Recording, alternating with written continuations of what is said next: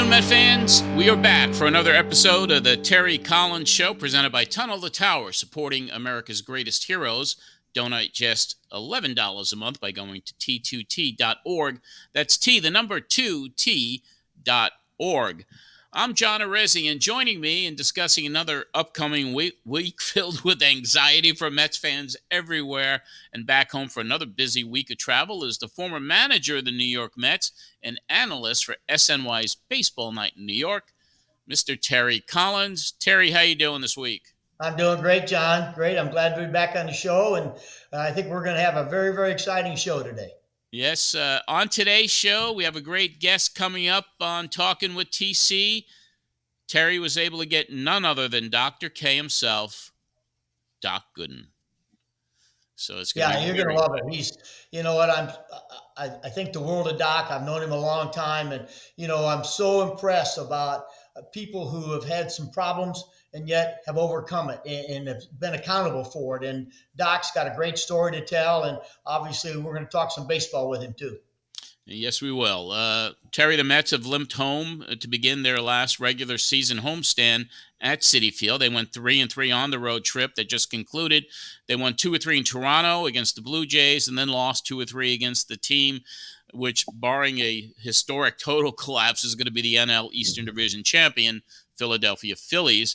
The Mets are still tied, however, with the Atlanta Braves for that third wild card spot, 2 games behind the Arizona Diamondbacks, 3.5 games behind the surging San Diego Padres for the first wild card spot. And they may also have a major obstacle with the status of Francisco Lindor, who strained his lower back on Friday, overrunning second base. But we've learned a lot more since then. We'll get to Lindor in a moment. TC, another week and another change of mood surrounding the Mets as they begin play this week. How's the team looking for you right now after this road trip and now heading home for their final homestand? I know obviously with the losses in Philadelphia, every time you lose in Philly, leaves a sour taste in your mouth. But you know what? They've worked so hard to get where they are today. And as you just said, everybody talks about the third wild card. Hey, they're only 3 games behind the first wild card. So, I mean, they've got to keep a great attitude. Again, you're looking at maybe 12 or 13 games to go. Go 10-3, and you're going to look up and you're going to be the first wild card out there. So, the Lindor situation certainly is very, very concerning. I don't know the situation. I'm not the doctor. I'm not on site, but there's nothing wrong with giving him. If he needs a couple, 2 or 3 days, they've done a good job of filling in Iglesias or Acuna can go to shortstop, and they may not be Francisco Lindor, but their lineup's still pretty potent. Yeah, it certainly is, and the other teams, they also got a battle. I mean, you have Arizona and the Padres meeting up in the last series of the season, so there's a lot that can happen. But let's get to Lindor. After suffering that injury to his lower back in the 6th inning of Friday's win against the Phillies, he was out of the lineup Saturday, and then he went back in on Sunday. He played 1 inning. He got a base hit leading off the game. He ran kind of gingerly the first base, and then when he fielded in the bottom of the first, it was kind of tentative in a way, and then he came out of the game. So, Terry, we got some sound. We have the media after the game. Lindor got with the media, and he said some things that are concerning. So let's get to that. Let's see what Lindor said and what could be next for the Mets star shortstop. Francisco, what did you feel after that first inning that caused you to come out? I just felt like my back just got a little weak as I took a couple of steps towards first base, and just didn't feel comfortable to continue to push it. What did it feel like before the game that you thought it was good to go for today? It felt good. I ran in the outfield, ran the bases. I took swings in the cage. I pretended like I was catching ground balls and stuff, and I felt comfortable enough confident enough to go out there and play. We checked out all the boxes. The trainer did an outstanding job. They've trying to get me ready, and I felt confident enough that I was going to have a good day. And as I hit the ball, I took a couple of steps, and that's when I felt it. And it just didn't feel too good for me to stay in the game. Mendoza mentioned the swing. Was it the swing that kind of shook it again, or was it those first steps? No, in the swing I felt fine. I actually took a swing, I fouled one off, and it felt good. That's what gave me extra confidence. As soon as I swung and followed the ball off, and I regathered myself, I felt like I was in a good spot. And when I hit the ball, and I took a couple of steps out of the box, didn't feel how I wanted to feel. I actually ran faster in practice than I did in going from home to first today, and just didn't work out. So we're going to evaluate it tomorrow and see where we go. Given that it got worse after a brief stretch of real baseball activity in a game, what does that mean about moving forward? No, we're going to have to reevaluate tomorrow, do some images, and see if there's anything concerning in there. If not, then we continue to try to get better. And the goal is to be available as many times as I can from this last 14, 15 games that we have left. And yeah, that's pretty much it. You'll get an MRI tomorrow. Yeah. How did it feel during that defensive chance in the first inning? Felt fine. I got a little timid. That's why I threw the ball a little high. But I felt fine to bend over, and even though it wasn't too low, but felt comfortable enough to make the play, and just it wasn't in a good spot. And I tried telling tell Antoine first, I was like, hey, make sure Acuna starts to get ready, because this is not letting go right now. So hopefully he had enough time to come in the game. How difficult has this whole thing been just for you to manage, given the stakes of these games? How important it would probably be a little easier to figure it out if it was extremely difficult. It's somebody that wants to post up and be available as many times as I can. It is difficult to come out of the game. It is difficult to not be there for my teammates, not be there for the coaches, and play the game that I love. It doesn't feel good. Hopefully tonight I get some good rest and get some images tomorrow, and hopefully it's nothing too concerning.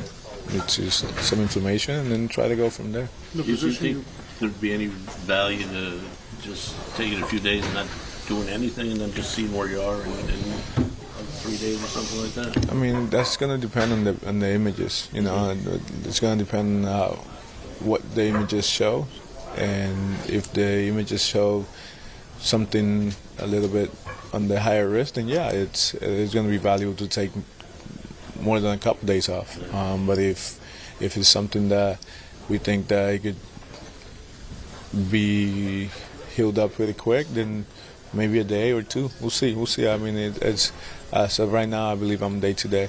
Is there any warning signs that your back was maybe not great before you stepped on the base the other night, or was this just kind of freak out of nowhere? No, I've been, you play with pains here and there. I've been playing with it for a while now.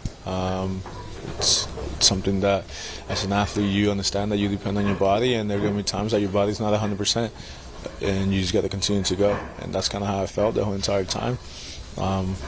Prior to, say, probably a week and a half, almost 2 weeks, just my body wasn't feeling where I wanted to be. But at the end of the day, I understand that that's comes with the territory of being a professional athlete, and depending on your body, you got to find a way to grind through it, and hopefully you're okay at the end of the day. And I was fine. It was just that one play that he aggravated a little bit too much, and yes, I felt better today. Coming in, I felt better as well. So I was making gains, and just that one play again, that he wasn't even stepping on the base. It was just when he goes, he goes. What brought it on originally?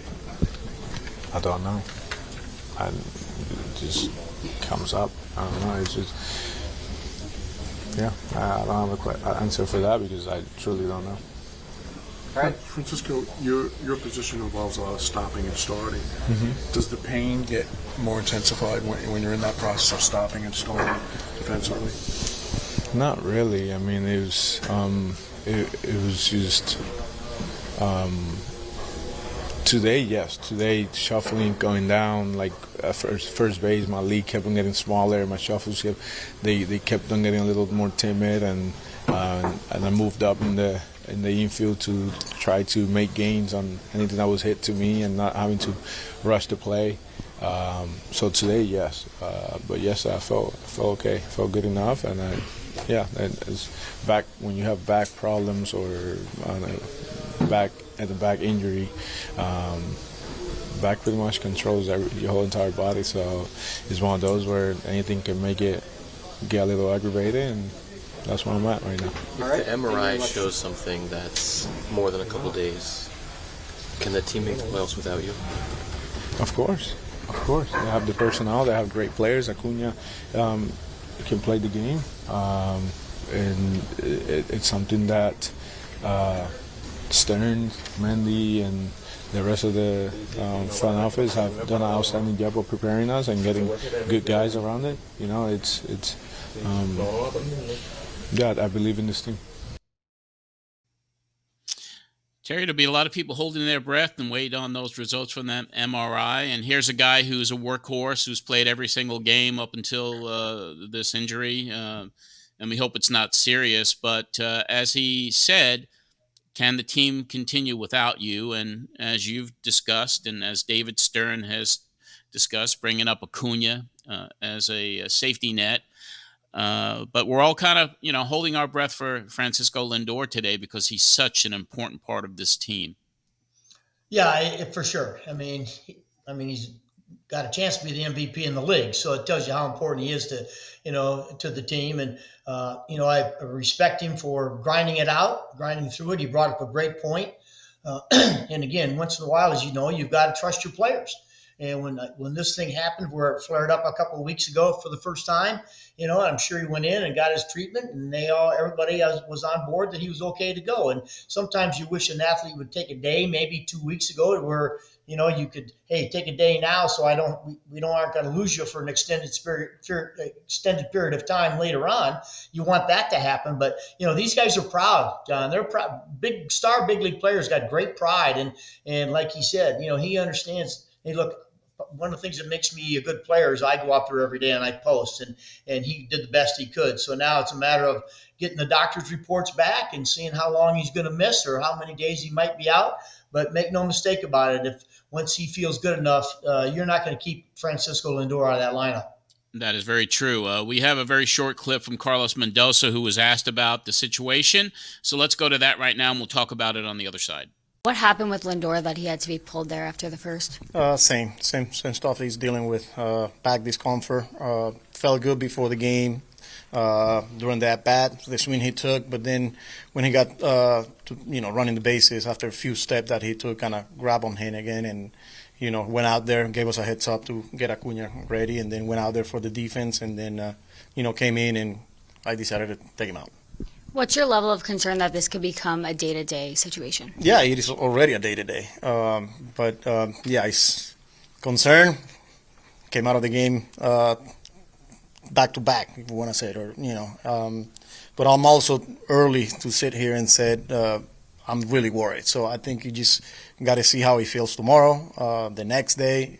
So it's too early to tell. Does part of you just say maybe let's just tell him he's not going to play against Washington, and then go from there after that? Yeah, I mean, that's the easy route. But also, I got to give him a chance, to see how he's feeling tomorrow, and then see what we got. And then, like I say, it's going to be day to day. Terry, when a player of the caliber of Lindor and the manager, that's constant dialogue, isn't it? Every day, how you feeling? Talk us through what that dynamic may be, especially with a guy like Lindor, who does not, like you said, has a lot of pride, does not want to come out of the game. Yeah, and that as a manager, but John, that doesn't prevent you from every day going to say, "Hey, how you feeling today? What's going on?" Sometimes, and I did it with David Wright, I did it with Beltran, I did it with all the players, all the great players of ever, Dan Murphy, and you'd go to them and say, "Hey, I got to get you a day this week," and they'll most of the time they're honest with you, say, "I'm doing fine. I'll be fine. I'm fine." And again, you've got to trust them. and you explain to them the importance of what they have, what they mean to the team, and that you listen. I'd rather give you a day now and prevent a long time, have you miss a lot of games, and they get it, they understand it, but they also know, and Francisco's one of the best. He knows his value to the ball club and that he needs to be out there. And I'm sure, when his bat, I'm sure tightened up on him going down the first baseline, and he did the right thing. He came in and said, "Look, you got to get somebody ready. I'm not feeling very good." And Carlos did the next right thing, and that is get him out, and let's go from there. And you know what? I still like their club. I know that he's going to work hard to get back, and if it's 1 or 2 or 3 or 4 days, so be it. But it's very, very. And if I was Carlos, I'd be very concerned, because the lower back is certainly a spot that you have to be able to perform, especially in the middle of that infield. Yeah, it's everything. It's your swing. It's bending down to get a ball. It's running. It's everything. But the Mets made the call to bring up their number 12 prospect in the organization, Luis Angel Acuna. Put him in at shortstop on Saturday, and he came in on Sunday in the second inning when Lindor came out of the game. TC, what do you tell a kid like Acuna, excited about being called up? Here's his shot. He's in the show, but having that additional pressure of the circumstances he has to face with Lindor's uncertainty. Well, one of the first things you tell them is, look, your job is not to carry this team. Your job is to go out, and just play the game the way you know how. And I've said this many times, what got you to the big leagues will keep you to the big leagues. Don't try to do more. Don't try to be a home run hitter if you're not. You just be who you are. That's because when you go to the ballpark, John, every day and you write that lineup, you've got to know what these guys do and do best, and what the expectations are for those guys. And when they try to do too much, and that's why we've seen the whole team's go in slumps, because everybody thinks now they got to be the guy that produces. You just got to go play your game, and that allows Carlos to know what he's got in Acuna. And so the minute he tries to be something that he's not is when you're going to start to struggle. And I know Carlos has addressed that. Well, we got an anxious couple of weeks here until the season ends, but we'll be watching every game, and let's go Mets, right?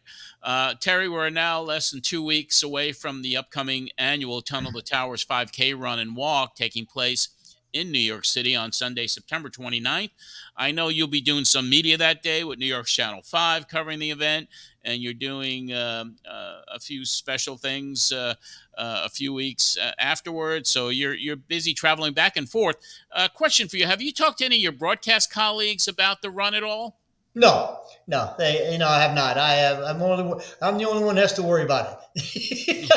And I'm excited, and I'm looking forward to it. Certainly, I've talked to a number of people that, and look, and I'm not out there to break a record. I'm out there to support the foundation itself, right, and what it means to everybody. And I want to be, the guy that's patting those firemen and those policemen and those soldiers on their back, saying, "Hey, look, we've all supported you. We will continue to support you. We've got your back, but don't trample me during the race, please." God, be careful. Be careful with TC out there. That's right. That's right. So it's going to be a big event, and due to unforeseen circumstances, the Zac Brown Band is unable to perform the post-run concert, but Tunnel to Towers has confirmed that country music sensation Tyler Hubbard will now headline. Hubbard was with the chart-topping duo Florida Georgia Line, became a #1 solo artist when the duo went on hiatus a couple years ago. So it's going to be a great concert. This past week was the 23rd anniversary of 9/11. The foundation was started in that aftermath, and it's remarkable to think of how many families have been helped. Since its inception, Tunnel to Towers has provided 1,200 mortgage-free homes to Gold Star families and fallen first responder families with young children. And a matter of fact, 20 mortgages were gifted on this year's anniversary. So always doing incredible things. Terry, last week the Mets lost another beloved member of the '69 Mets, who we will talk about and pay tribute to right after this message from Olympic gold medal winner and WWE Hall of Famer Kurt Angle. Hi, I'm Kurt Angle. The Tunnel to Towers Foundation is paying off the mortgages for Gold Star families with young children. My dad served in the Army for 30 years. When he died, we didn't have any income, and we ended up being forced to move out of our house. And so I understand what these families are going through. And to have an organization like Tunnel to Towers give you a home to live in, I think that's just amazing. Donate $11 a month to support these efforts by going to t2t.org or calling 1-844-BRAVEST. Terry, right after the taping of last week's show, the news broke about Ed Kranepool passing away. He suffered cardiac arrest on Sunday in Boca Raton, watching his Mets on television. Immediately, tributes started pouring in for the man who debuted as a 17-year-old for the Mets in their inaugural season, and he played with them until he retired in 1979. Let's go to this tribute to Ed Kranepool right now. On my right, Ed Kranepool had the thrill at the age of 18 of appearing in the opening day lineup for the New York Mets. I was given the opportunity by Casey Stengel and the ball club to make the team and start the season here. I'm really happy I chose the Mets because I'm up here now and I just hope I can stick. In 1962, Ed Kranepool was drafted out of James Monroe High School in the Bronx by the new franchise in town, the New York Mets. At the ripe age of 17, Kranepool became the youngest member of the Metropolitans. I mean, he just had a very brief cup of coffee that first year in 1962, but heck, he was 17 years old. And when they signed him, June of 1962, he became the first player that everybody anticipated. The lefty experienced the lovable loser lows under Casey Stengel, but experienced a personal high in 1965. He made his first and only All-Star appearance. I was 21 at the time, and of course playing alongside the stars like Willie Mays and Sandy Koufax was a tremendous thrill. And of course, I think I was in awe of these fellas, and I don't think I said 2 or 3 words in the whole ball game. He was a National League All-Star before his 21st birthday. When you look at some of the numbers he put up, and they might not be Hall of Fame numbers, but just keep them in the perspective and the context of how old he was. But no year was more special than 1969, when the Miracle Mets shocked the world, taking home their first World Series championship. When you start out in 1962 as a 17-year-old youngster and still be there when an expansion club first wins a pennant in 1969, to me was the biggest thrill because none of the other expansion teams have done so. Kranepool's role on the Mets diminished in the following years, but he certainly made the most of his opportunities at the plate. His 90 pinch hits as a Met still ranks #1 in franchise history. You have to go out there thinking of being a regular player. Of course, if you're not playing that day, you have to prepare yourself and work a little bit harder. In 1979, at 34 years of age, Ed Kranepool hung up his cleats after 19 seasons, all of which were played wearing the Mets orange and blue. My expectations of myself was to make it to professional leagues. I was fortunate in the 60s that a new organization was being formed, the Met organization. I signed with them in 1962. I'll never regret that fact. In 1990, he was inducted into the Mets Hall of Fame, becoming the 14th member enshrined by the organization. Congratulations on entering the Mets Hall of Fame. Honor well deserved, and it's always a pleasure to be with you. Well, thank you, Ralph. I'm in very good company, I'm sure. Kranepool, who lived with diabetes most of his life, experienced declining health in recent years. In 2017, he announced that he was in need of a kidney transplant. I've taken all the steps I can. It's not in my hands. It's in an organ donor's hand right now. I'm looking for an angel. He struggled to find a match, but received an offer from a fan, further proving just how much he meant to loyal Mets supporters. I believe in miracles. I was part of a miracle in 1969, so we know it can happen. Today, Kranepool still owns the franchise record for most games played, and his 1,418 hits are 3rd overall in team history. But regardless of the records, Ed Kranepool will always be remembered as a native New Yorker who made good, and in doing so, became one of the organization's most beloved players ever.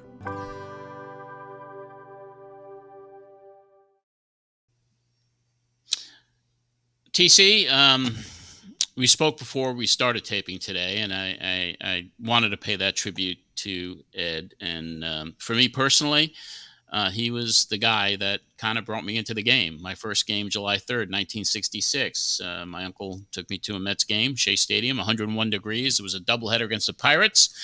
And Ed Kranepool hit a pinch hit home run in the 8th inning of the first game, which the Mets lost 9-8. But in the second game, he got 3 more hits, was the hero of the game as the Mets won. Roberto Clemente and Willie Stargell were in that game, but I became a Met fan for good after that. He was my hero growing up. It was a devastating loss to hear about it, and I appreciate us being able to give tribute to this guy today. And I know you had some interaction with Ed over the course of your time up in New York. Yeah, I got to meet Ed, and I'd see him in spring training. He'd come out the ballpark and come in and say hi once in a while. I saw him at the fantasy camps that I attended. One of the things, John, that's always struck me about certain people you meet, and obviously he was a huge figure with the Mets. But you want to meet these guys as people, and this guy was one of the finest men I've ever met. His respect for the game, what he did, and the modern day players. Sometimes those older players, they kind of look at the younger players today because they make so much money. Ed Kranepool was just proud that he was, a big league player himself, and rooted for the younger player today to achieve greatness. And those kind of guys are very special. Yeah, he'll be remembered forever for Met fans. And Steve Cohen has announced that next season there'll be a number 7 patch on the uniforms for the entire season. Rest in peace, Ed Kranepool. And now it's time for a very special Talkin' with TC. Our guest today on Talkin' with TC is an all-time Met favorite. He pitched for the Mets from 1984 to 1994, part of a 16-year career. Among his amazing accolades, he won NL Rookie of the Year in 1984, was the NL Cy Young Award winner in 1985, winning the pitcher's equivalent of the Triple Crown that year. He was a member of the world champion New York Mets in 1986. He's a 4-time All-Star, pitched a no-hitter in 1996 for the New York Yankees, and was a member of the 2000 world champion Bronx Bombers. He's a member of the New York Mets Hall of Fame, and earlier this year, his number 16 was retired by the Mets. Let's welcome to Talkin' with TC, the one and only Dr. K, Doc Gooden. Hey, how you guys doing? Thanks for having me.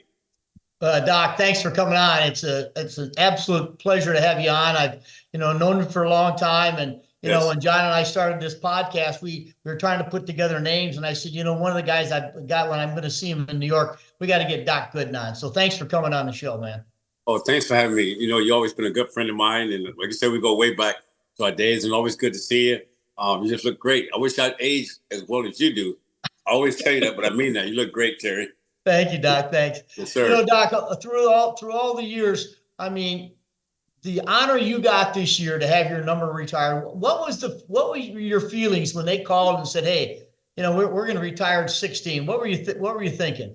Oh man, I'm getting chills now just thinking about it. It's one of the things that it's like the highest honor you can get from a team, and you sometimes, like when people get their number retired, you think about the things I could have done better off the field, and you just never know if that's going to happen. Like last year, I saw Keith get his number retired, and I felt a part of that because Keith was a great teammate. He helped me a lot.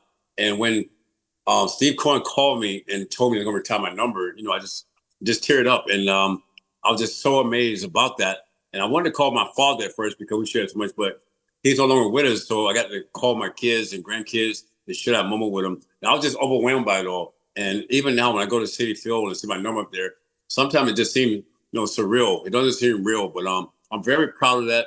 I can't thank Steve and Alex Cohen enough and the whole organization and everybody that helped, get me to that point. It just means a great deal to me, and I'm always going to be honored of that.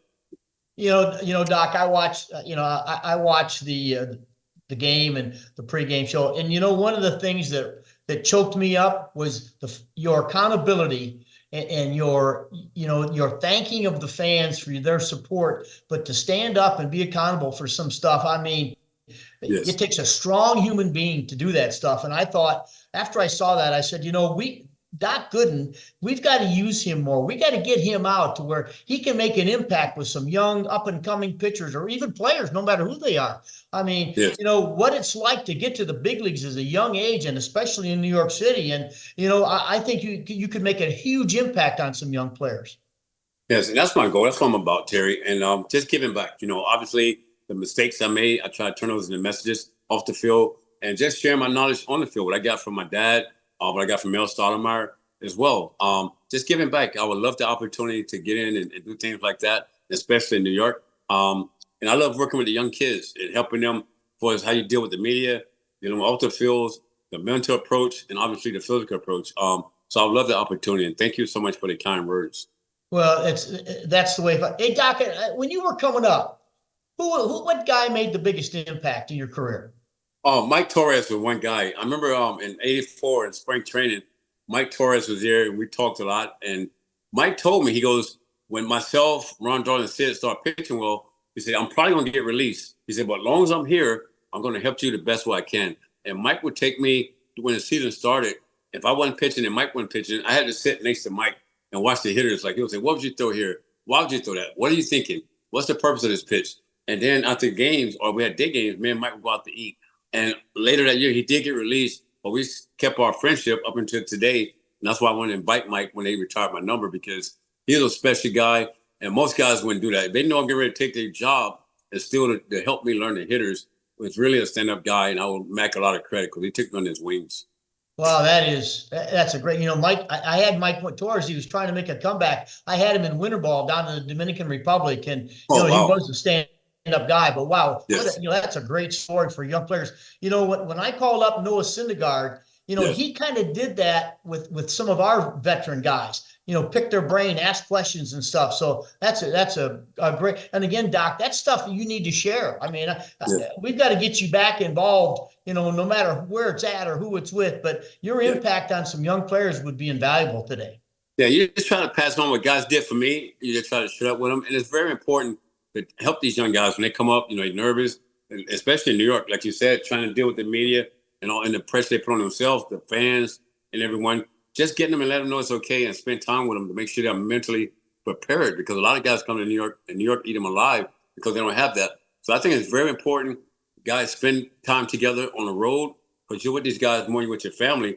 Just talk to these guys, make them feel comfortable. I know now with the new ballparks, I know like at Yankee Stadium, they have the iPads in the lockers, and there's no talking baseball anymore. After games, day games, you go on the road, you have dinner with the guys. That's how you build chemistry and really get to know guys personally and make sure you understand what's going on with them, especially when the young guys come up. You want the veterans to take them on their wings and make them feel comfortable and let them know you're there with them. Doc, you're one of there's been a few players, but you got to perform on both sides of town. So tell us, compare those fan bases that your experience with the Mets and what it was like being a Yankee. Oh man, I tell you, I got treated well in the Bronx. The fans was nice, but if you're struggling, they let you know about it, and they do their homework. They know about your mom, your dad. They know about everybody. But the Yankee fans, and I'll say the organization. So playing with the Mets, it was always in spring training. You have the general manager, who was Frank Cashin at the time. He introduced the manager, Davey Johnson. And then Mel introduced his staff, and then the players. They tell you what their spacing is. And we always talked about being healthy and trying to get to the playoffs. With the Yankees, it was only one voice. That was Mr. Steinbrenner. He called a meeting first day of spring training. He said, our only obligation, either win or the season of failure. And you go out there, and if the team was struggling, George would call a meeting. If a problem was going on, George would come in. But the one thing you knew with George, at the end of the day, he was always in your corner, as well as Fred Wilpon. Same thing, I have a lot of respect for Fred as well. But George, the expectation was real high. There was no fast food in the clubhouse, no listening to the radio in the clubhouse with the Yankees. It was all business. On the road, you had to wear a sports coat and a tie. And that's just the way it was the Yankee way. And I think with the Mets, they're starting to get the identity back now. When you manage to have the identity, hopefully get it back now. And I think that's very important. Like you hear about the Yankees saying the Yankee way. What's the Yankee way? I think the Yankee way has been professional on the field and off the field. Dressing nice, dressing neat, and just building a chemistry. And I think the Mets are getting that back now from the days when you was there and the days when Davey Johnson was there. Yeah, you got to have, I always thought, Doc, you got to respect the game. I mean, yes, without baseball, where would any of us be? We'd be, doing something else. And so, yes, I always thought respecting the game and showing the fans that the players themselves, self-disciplined, right, respectful, it kind of I thought it always helped the fan base. So you mentioned Mel Stoudemire. I hired Mel Stoudemire in my first managing job in Houston. I hired Mel to be my pitching coach. And I've never been around anybody who could make such an impact on, the pitching staff. Yeah. I wasn't a pitcher. I wasn't out there much. But anytime I talked after Mel left and he went to the Yankees, where you saw him there too. But we lost Mel and Bob Watson both went to the Yankees, and we lost an important piece of our club in Houston. What did Mel mean to you? Mel meant a great deal. Mel made me understand and believe that every time I put that uniform on, I had to look at it as a privilege because somebody paved the way. I'm getting an opportunity. Mel was like a father figure to me. I came in the big leagues at 19. Mel took me on his wings. On the road, Mel would come by my room sometime, make sure I was okay, go out to eat. Mel was great. And my first 2 years, 84 and 85, I had a lot of success. But Mel, between starts, Mel would catch me himself. And he always would find something for me to work on. He didn't want me to be settled for the success I had the last game. We'll always find something to work on. And Mel would challenge me each game.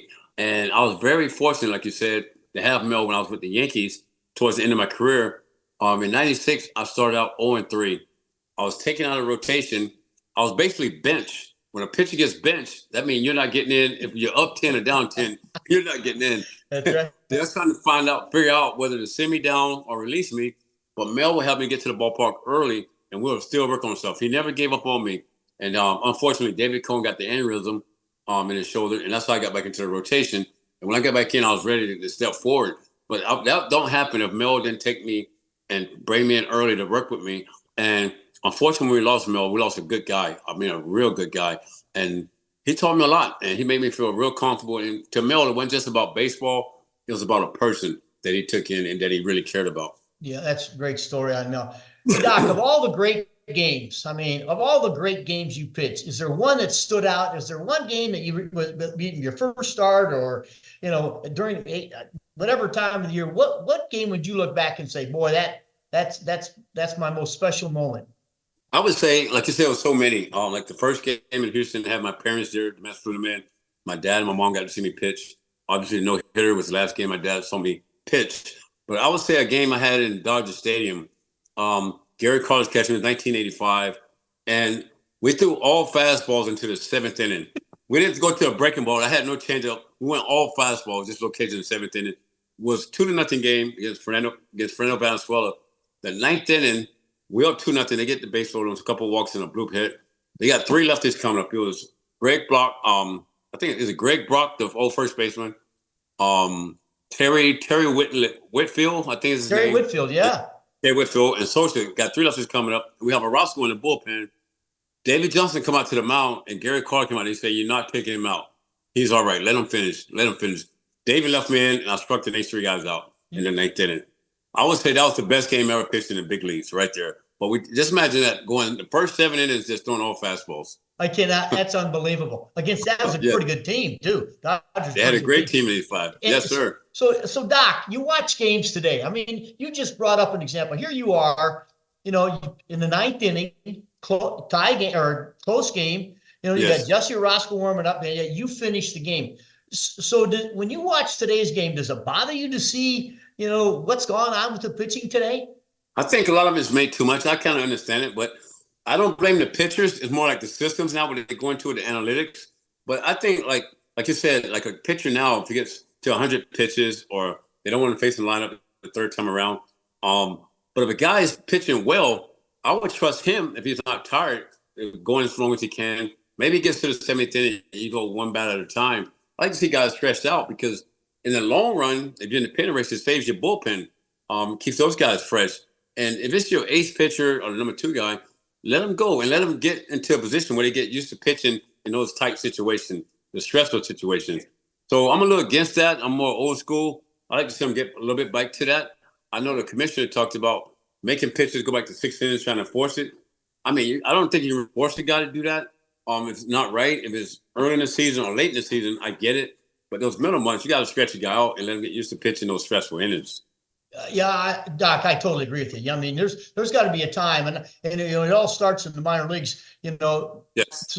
Where today I've spent some time in the last few years since I've left managing, where I've gone to minor league games and watched how they trying to develop pitchers, and they're developing them to be 5-inning pitchers. They're coming out after with 72, 73 pitches, and I've never at one time when I was a minor league manager, I used to think, this guy's got to learn how to get out of a jam. That's right. When you were in the minor leagues, did they just like say, "Hey, look, get out of this, learn how to do this," or you were because of you were such a prospect? Did they really manage your innings in the minor leagues?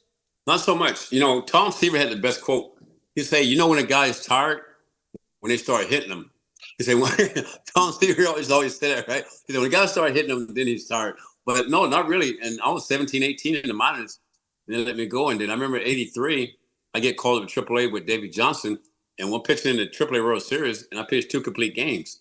So Davey just let you go at 18 years old. And coming to the majors, it was no pitch count. You just go later innings. Mel asked me how you doing, and he just trusted me to be honest with him. If I said I'm getting a little tired, he'll say, okay, we're going to go a batter at a time. A guy gets on, you coming out, but give me 1 hit at a time. We had that communication and that respect for one another to do that. And like you said, it starts in the minor leagues and developing these guys. And the other thing that bothers me, Terry, too, is like, I think they're big on velocity and spin rate, which is fine, but they're not developing mechanics like they should. Like a lot of these guys, they're pitching from the side, almost pitching out of stretch. And so to me, and it's just my opinion, if you're not teaching mechanics and these guys are throwing, upper 90s, you're going to have arm injuries because you're throwing all upper body. You got to get back to teaching these guys to drive from your legs and be successful with that. And I think we're losing that a little bit because I watched, I think it was the Yankees in their bullpen stage. I got there early and they had this screen, the computer set up there, and they're watching spin rate. They're watching velocity, but nobody's teaching mechanics and the proper way to teach mechanics. And I think if they get back to the basics, because it's still baseball, I think they would save a lot of injuries because they're throwing less innings, as you mentioned, less pitches, but the velocity is so high. And these pitchers, they know they only go in 4 or 5 innings, so they're maxing out. You got to learn to add and subtract, locate. Like, say like a guy like Greg Maddux, Tom Glavine, Hall of Fame pitchers, if there's in today's area, they probably wouldn't even get looked at because they didn't throw, no more than 85, 86 miles an hour. Everything's about velocity. So I'm a little against that as well. Doc, we've had on this show, we've had some very, very successful pitching coaches. We've had, a couple other pitchers. I had Noah Syndergaard on a couple of weeks ago. Yes. And you know what? Every one of those guys, pretty much, and John, you can back me up on this, have said exactly the same thing, how mechanics has been thrown aside Yes. so that, velocity can pick up. And I think, when it comes from a guy like you that to make those kind of statements, it's time for people to start listening. I mean, with all of the injuries in the game today, I mean, did you have many injuries when you pitched? I only had one injury towards the end of my career. I had a labrum tear, but that was towards the end. That's the only time I've had an injury. I never iced, never did anything, but I was very fortunate, Terry. My dad taught me about mechanics at a very young age. I'm 19 years old. And when he take me and Gary Sheffield, my nephew, to the park and work on mechanics, it wasn't fun because, if you're a kid, you want to take a ball, a bat, a glove. We'll go out there for 2 weeks and with no glove, no bat, no ball, and just talk about mechanics. And like I had the high leg kick, but he had the high leg kick for balance. So when I land, my arms are in a good position to throw. But as I got the ball at a young age, then I realized how to put that together and then do that. So I was very fortunate to learn from my dad at a very young age. But mechanics is the key, or you're going to continue having all these injuries. Wow, you may not say another. That is incredible that you would, remember those stories from years and years ago. Yes. Where what got you to the point. Because I think someplace along the line we've got to, start using people who've had success and what made them successful. And you can still use analytics, but you've got to piece together the guys that knew what they were doing. So yes, I totally agree. You can put it together. Have analytics is fine, and have guys who did it. Who maybe went through a couple of things and about mechanics. Because if you don't have mechanics, analytics get you so far, but you're going to continue to have injuries. Like now they invented this pitch called a sweeper, and the sweeper. I mean, guys are throwing from like 3/4. That's all elbow. Eventually, that's going to be the ligament right there. And you're seeing so many Tommy John surgeries, and it's a shame that you're seeing so much of that. Yeah, Doc, you mentioned a guy that a lot of people remember, but you pitched this guy. Tell me what kind of an impact Gary Carter had on you. Oh man, Gary was unbelievable. Gary was the best. I tell you, Gary. What was funny? Let me take you back to '84. I'm pitching in the All-Star game in San Francisco, and I was so nervous. I mean, Gary was catching me, and Gary said, "Just relax, throw the ball where you did the first half of the season, you'll be fine." I strike out the first 3 guys I faced, right? And as I get in the dugout, Gary goes, "Wouldn't this be nice to your 5th day?" Not knowing he was going to trade for Gary that November. And the first day in spring training, Gary called me and go, "Let's work. What do you like to do?" And Gary was great on communicating. So I think a pitcher-catcher relationship has to be special. You have 5 starters. Each pitcher, you got to talk to him a different way. Gary took one of his wings, and I owe Gary a lot of credit for the season I had in '85. Gary demanded nothing but the best out of me. If it was up 10-0, he wanted me to pitch like it was 1-0. I mean, he wanted the complete game shutout. He wanted the 10-plus strikeouts. And if I was screwing around, he'll come let me know. Between innings, if he wasn't batting, we'll talk about how we're going to face the next hitters. And Gary will pick up different things, whether it's the hitter moving closer to the plate, further from the plate, up in the box, whatever. He'll pick that stuff up. Having a veteran catcher like that step in was perfect for me. And Gary, when Gary came over, he was the only guy that wanted to come down. Him and Mel used to fight who's going to catch him upside day. Gary wanted to catch the side day. And Gary, I tell you what, towards the end of his career, his knees started going bad on him. He would get to the ballpark, and there's no BS, Terry. He'll get to the ballpark at 1 o'clock for a 7 o'clock game to get treatment on his knee, to catch me. And then after the game, he's in the clubhouse till like 1 o'clock in the morning getting ice and all this stuff. So a true warrior, the nicest guy off the field, but on the field, he was a warrior. And I have a lot of respect for him, and I miss Gary dearly. So, John, I know you've got some questions for Doc, being the fan you are, and I know you've watched a lot of his games in person. So what do you got for Doc? Thank you. Thank you, Terry. It's great to speak to you, Doc. You too, buddy. I'm going to bring you back to the minor leagues for a second. I worked in the Mets minor league system in the early 80s, and John Gibby was my roommate in Single A. I love Gibby. Gibby's a one of a kind, right? He's one of a kind. But he he was on the show a few weeks back, and he shared a story that, we all got a kick out of. And it was about when you guys were teammates and you were just showing up, and I think it could have been Single A. And, you guys don't stay at the best hotels and such. And so he's outside with a couple of the guys, and this really fancy car pulls up with a Dr. K license plate on it. Yes. And he was like, this guy shows up with a Dr. K license plate, and then, and then the next day, we watch him throw, and he goes, that's Dr. K. Oh yeah, yeah. So I remember that car. It's the first car that I owned. Right? It was a T-top Z28 Camaro. I got it in 1982. They just came out, and being from Tampa, a country boy, everybody get these cars. And so I had the tenant women across the top. I had Dr. K on it. I had the bunny rabbits on the side. I mean, I was totally out of place. It was like Crocodile Dundee coming to New York. It was crazy. I mean, that works in Tampa, but not in New York. And it was in Virginia, actually, when I played with Gibby in Lynchburg, Virginia. But I remember that. I was tough. The following year, I got rid of the car because I took so much heat for that. No, but he was like, now I know why that's Dr. K, because of, when anyone sees you pitch for the first time, it's like, wow. So that was kind of a cool story. And I think he actually was in that AAA World Series, and he might have been your battery mate for that. I think that was a nationally televised game in 83. Yes, it was, because he came from Jackson, Mississippi to Tidewater, and I came from A-Ball, and he caught me those games.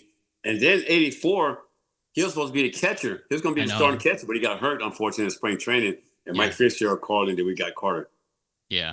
The other memory he shared, because he had a cup of coffee up in 86, that magical year you guys won the world championship. Gary Carter hurt his thumb. Gibby came in for a few weeks, did a great job. He actually hit 474 that season that he likes to talk about with 6 at-bats. But he was talking about, I think it was game 6, and everyone has to be available, right? So he's the bullpen catcher, and he describes a story where he's warming you up in the bullpen, and every time you threw a fastball and it hit his glove, there were horses in the bullpen, mounted horses, that every time they heard that snap, the horses would buck.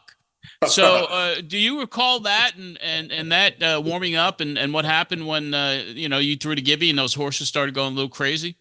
I remember warming up. I don't remember the horses, but the thing was, I saw the horses, and I never really told this story, but I didn't pitch well in the World Series. I had 2 rough starts. And so I'm warming up, and it's almost like, from a selfish standpoint, I'm hoping that Barrett gets a walk, Jesse facing Barrett. And I think Rice on deck, because if Barrett gets on, I'm in the game. So I kind of wanted Barrett to get on. I wanted to kind of, redo myself from the first 2 starts. I wanted to get in the game. very selfish of me to think that way, but it's true. I just wanted to redeem myself and get one more shot. But I was very happy when Jesse got buried out, though. Yeah, that was an amazing series, of course. You Yes. debuted it as a teenager in 1984 and immediately became a dominant force for the Mets. I remember watching you. I think it was a late season game. It was nationally televised against the Cubs. And I had never seen anything like it. I don't know how many strikeouts you got that game, but you were spot on. But my question is, like, as a teenager, you're a teenager in the big leagues. Yes. How did you process that year, becoming one of the top pitchers in the game as a teenager? You know, I was a year and a half out of high school, and when Davey Johnson, when he got the job, well, he told me in AAA, he said, wherever I manage the next year, you're on my team. And Joyce Bamberger resigned. Davey gets the job, and then I'm in the instruction league down in St. Petersburg, Florida, and Davey's there. And I said, Davey, remember what you told me? You know, don't worry, you're going to be on the team. I'm going to get you in spring training. So I got an invite as a non-roster player to spring training, and I pitched a lot of B games. They had B games back then at Huggins Steagall, and I pitched pretty well. Then I got to the A games I was pitching, and the last game of the season, the last game of spring training, Davey said, congratulations, you're on the team. At first, I was very excited, and then, you know, you get a little doubts, am I ready? And I talked to my dad after that, and I was telling my dad about making a team, and my dad always said, make your pitches, don't worry about the name on the back of the jerseys. Easier said than done because, you know, how do you not know Pete Rose or Mike Schmidt or Dale Murphy, right? But what he was saying was, they've been counting on you. So if you make your pitches, you should be successful. So it gave me a little bit of confidence. And as Terry mentioned earlier, having Mel Stoudemire there would build confidence. But my first game, my parents, so I was nervous. And I remember my first game I pitched against Houston, I got the win. My dad said, what do you think? I said, I should be successful and win a lot of games. My next start in Chicago, I got knocked out in the third inning. And my dad said, what do you think now, son? I said, I don't know if I'm ready. So it's just back and forth. But the main thing is just going, you know, the main thing was just going out there, you know, trying to have confidence. And I had, like, Mike Torres, we talked about, was very helpful. Mel Stoudemire was very helpful. And Keith, even though he was the first base, man, he was like our second pitching coach on the field. He knew the weakness of every hitters, how to pitch guys. So as the season went along, I started building more and more confidence. And what really got me over the hump, I made the All-Star team and been in the same locker room with Nolan Ryan and these guys, having a conversation with Nolan. And Nolan said, man, I look forward to watching you pitch. And here's a guy I used to pretend to be in the backyard playing against Gary. And now here's a guy telling me he looked forward to watching me pitch. So being around those guys really gave me a lot of confidence. And after the All-Star game, I felt that I belonged. So just trying to go out there with confidence, even after bad starts, and just try to do like my dad said, make my pitches and not worry about the name on the back of the jersey. Well, you won the Rookie of the Year that year, finished second in the NL Cy Young Award voting in '84. And then you had perhaps the greatest season of any starting pitcher in the history of baseball during 1985. You led in all of the National League pitchers categories, the Triple Crown, with wins 24, ERA 1.53, strikeouts 268. The 1985 season will forever be etched in baseball history. Summarize the 1985 season and describe the honor of still being the youngest pitcher ever to win a Cy Young Award. Oh, man. I tell you, from my rookie year, I took that experience in spring training, and having Gary Carter, veteran catcher, a true leader, true warrior, catching me, made a big difference in the role. But going through that year, probably right around my 7th to 8th start, I knew it was going to be something special because it was one of those seasons where normally you have some games where you're totally locked in. But I felt like I was locked in that whole season, every start. And Mel would challenge me between starts.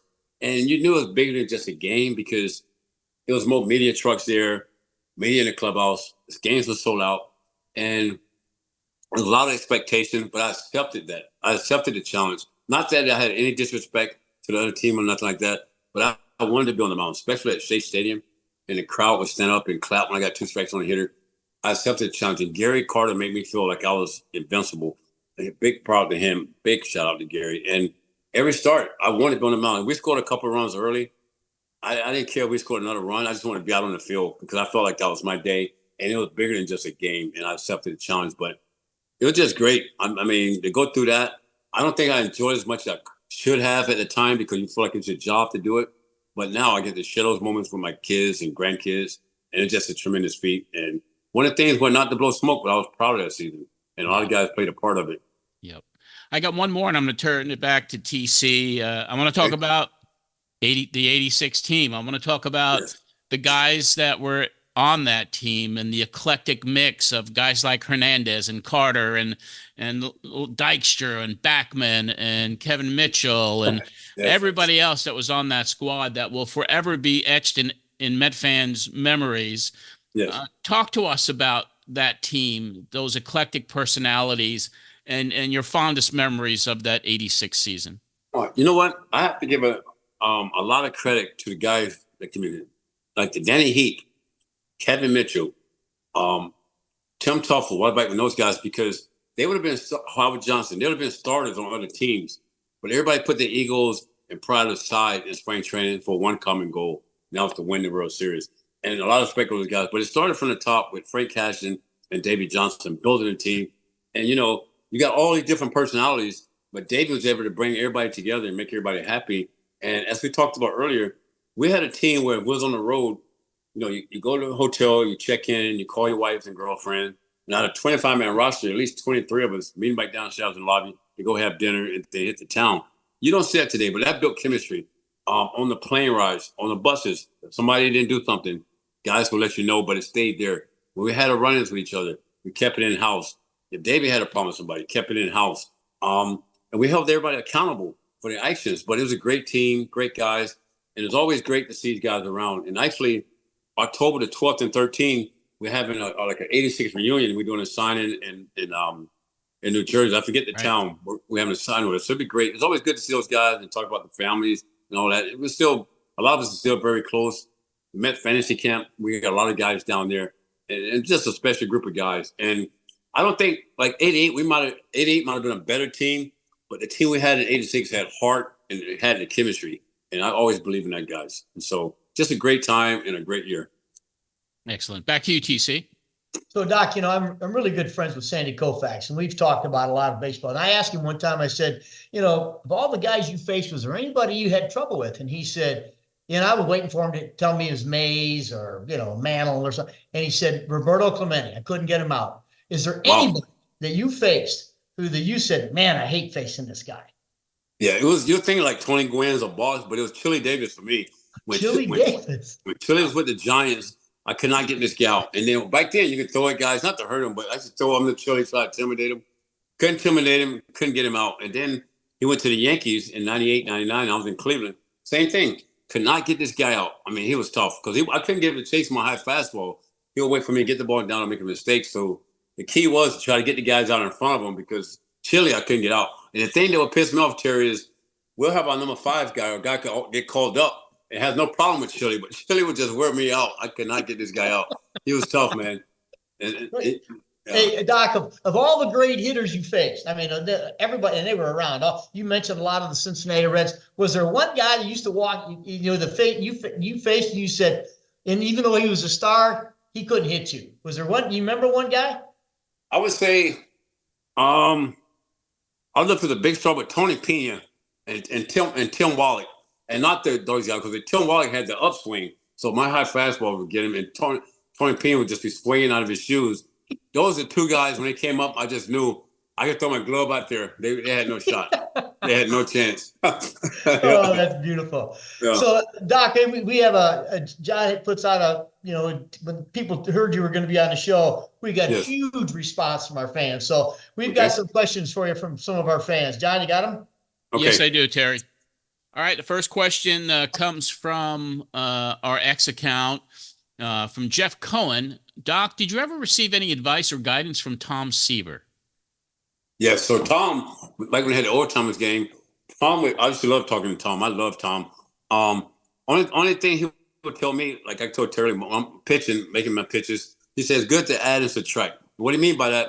If you go on location, you can take a little off, and then you can add when you got it. You know, pick your spots and pitch to your advantage. Whatever's working that day, you pitch to it. And if you're facing a guy and he's struggling with a certain pitch, keep going with it till he shows you he can hit it. That's what I got from Tom. But Tom also told me, he goes, if we were to play together, he said, I don't want more games with his knowledge and my talent. Tom, terrific. Oh, yeah. That's great. A question comes from an Instagram account, Green Machine 82. asks, Doc, does any starting pitcher today remind you of yourself? If I had to go with one guy, I would say, wow, that's a good question. I might go Garrett Cole a little bit because Verlander, because they're kind of old school guys. Yeah. And when they're healthy, they go deep into games, and they're mostly power pitchers. So I would probably go with those two guys. All right, and next one comes from our X account as well, from Carl Triano. What current player would you have liked to have faced in a matchup in your prime that's playing today, and what pitcher from today would you have liked to pitch against? Wow. Okay, I would say you always want to go against the best just to see where you're at. So I'll probably say Aaron Judge. But it has to be my 85 year if I'm facing Aaron Judge. He's tough. He's tough. And for his pitcher, wow, I would probably go.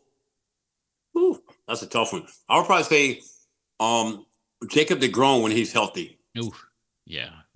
No, he was nasty. What a matchup that would be, for sure. We got a final question, and this is really one that's simply a comment. It comes from our X account from Dominic Chiango.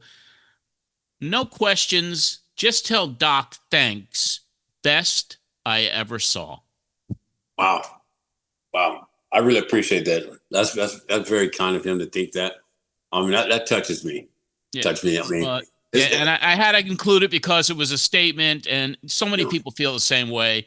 I mean, I got to see you in your prime, and I got to see Seaver pitch, and that's magical stuff. And even Jacob DeGrom. So amazing. I'm going to turn it back to TC, but I do have information on that appearance you'll be doing up in New York, in the New York area, October 12th and 13th. It's a reunion of the '86 Mets. It's taking place at the Woodbridge Brewing Company out in New Jersey. So check it out. There's a lot of guys that are going to be there, so I'm sure it's going to be a good time for you. Thank you so much. It's really been a pleasure to talk to you. I'm going to turn it back to Terry. All right. Nice talking to you too, buddy. John, I will tell you this. When I first met Doc, I mean, I saw him pitch, and, I obviously awed by everything I saw, but we became friends. We used to work out together in St. Petersburg at a gym in St. Petersburg, and one of my aspects of the game is the game is filled with talent, and the greatest talents guys are the most successful, but people never realize how hard these guys work to say that talent. And I used to watch Doc work out 5 days a week at that gym we used to go to, Doc, and man, did you get after it in those? And I used to just shake my head and I said, even the greatest don't take it for granted. And I've always respected you for that. And I've known you a long time, and I think what you can offer today, and I've got to do a better job of promoting it, because you bring something that the game is missing. You bring something that's missing in all the players, and that is to stand up and be accountable for your actions. And people need to hear the Doc Gooden story, because it's an amazing thing. And here you are today, doing great, and I'm so proud of you. And it's an honor to call you my friend. And thank you for being on the show today. My pleasure. Thank you, Terry, for the kind words, and always respected you too for the man you are. And we always had great talks and respect for each other, and I don't take that for granted. And I really appreciate you. And thanks for having me on the show. I really appreciate it. It's great talking to you, buddy. Well, good luck, and hope to see you soon. I'll be up, and I won't be at the '86, but I'll be in New York during that time. I've got a golf outing I'm going to attend to in the middle of October, so I hope to see you soon. You too, buddy. I appreciate you, Terry. Thanks for coming on, Doc. Thank you, Doc.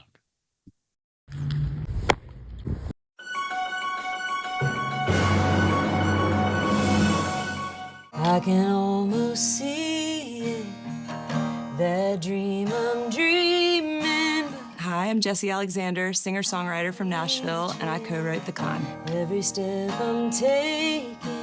Someone would say, hey, that song got me through my last rounds of chemo.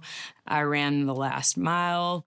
I'm so grateful that I have a song that makes people feel any ounce of strength, hope, just to take that next step. 3, 2, 1. 2,226 steps in this building. I guarantee you this. There's at least 2,226 stories of heroism that day. Climb for the fallen. The guys from my unit, the guys and girls I never met, and all the firefighters, Port Authority, and New York City police officers that were lost that day on 9/11. I climbed today for all of those that never got to come home. They never got a chance to climb back down on September 11th, 2001. We are here, we are not going away, and we're gonna run up those stairs in the glory of all those people. God bless you and God bless America. There's always gonna be another mountain, always gonna wanna make it move. I feel like Tunnel of Towers is my family away from my family. No matter what I need, when I need it, where I need it, I know that I have an extended family member from Tunnel of Towers that will make that happen for me. It's the climb.